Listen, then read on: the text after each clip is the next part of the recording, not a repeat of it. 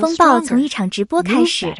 北京的冬夜冷得像一把锋利的刀，但那天的直播间里却弥漫着一种几乎能灼热屏幕的气息。于龙坐在镜头前，没有华丽布景，没有刻意设计的情绪，只有一张平静的近乎坚定的脸。弹幕在他刚开播不到1分钟时，便像潮水般疯狂涌动。听说今天要回应婚姻？真的假的？第一次公开说吗？年龄差9岁，你到底怎么想的？他没有立刻开口，只是端起桌上的水杯，轻抿一口。灯光落在他的侧脸上，让那份沉稳显得更真实。就在所有人屏住呼吸的瞬间，他放下杯子，说出了那句让整个平台瞬间沸腾的话：今晚，我想把我们的故事完整讲给你们听。没有修饰，没有铺垫，这份坦白本身便是一场风暴的中心。因为这是他第一次，也是唯一一次主动揭开自己婚姻的真实样貌。认识杨美美的那一年，于龙30岁，他才21岁。那时的他经历过事业起伏，也明白人情冷暖，而他刚踏入行业，带着年轻人特有的锐气与冲劲。两人的世界本不在同一频率，但命运似乎特别喜欢把不可能推到一起。第一次对戏，他们只是点头示意；第二次对戏，他们开始交换看法；第三次对戏还没开始，美美被自己的水呛到，尴尬得直咳嗽。于龙递给她纸巾，那一瞬间，他抬头，他低头，两人的视线在空气中短暂交叠，很短，却足以让命运按下确定键。多年后回忆起那个瞬间，于龙淡淡说：不是他年轻我就喜欢，也不是因为靠得近就动心，而是他的真诚太明显了，让人想躲也躲不开。没有剧情，没有巧合，没有浪漫滤镜，只有人与人之间最自然的靠近。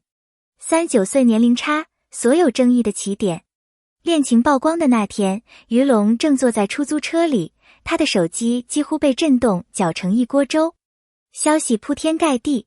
真的在一起？差9岁？靠谱？他是不是太小？他会不会太稳？有人祝福，有人质疑，也有人恶意揣测。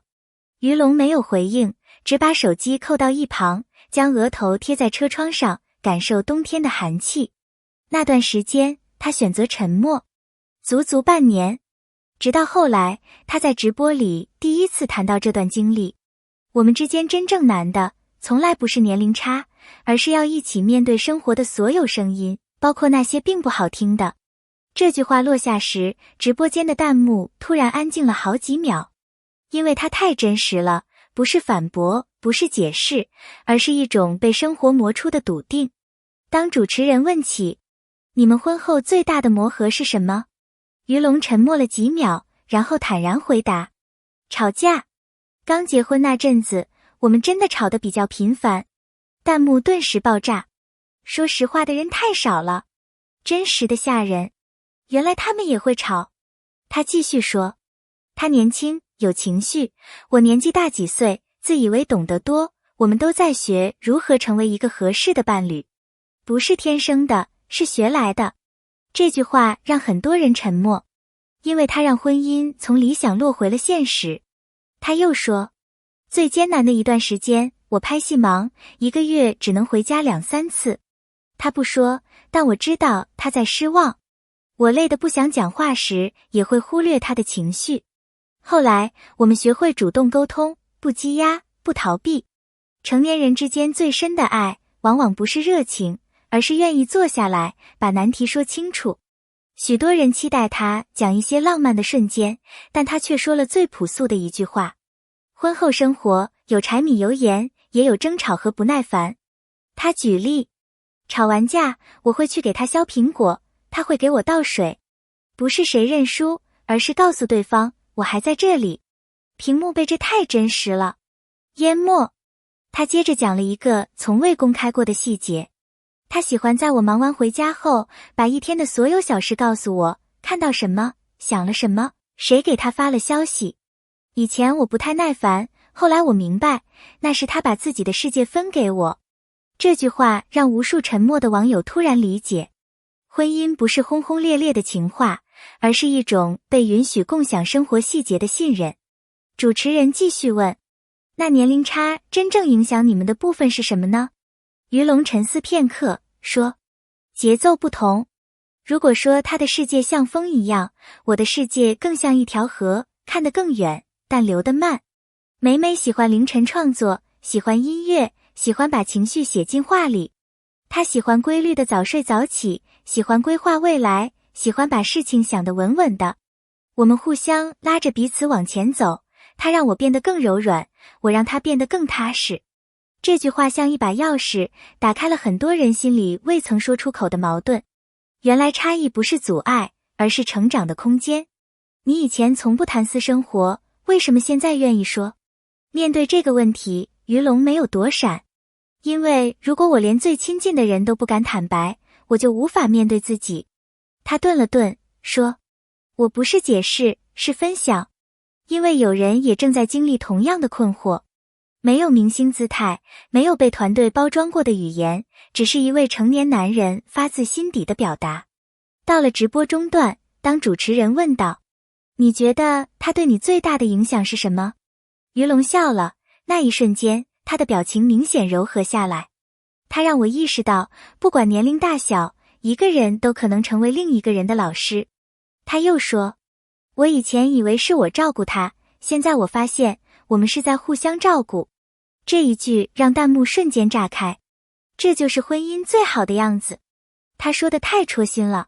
互相成全，互相拯救。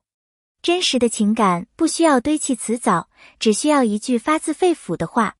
直播快结束时，于龙说，我们也会害怕未来，也会担心有没有变化。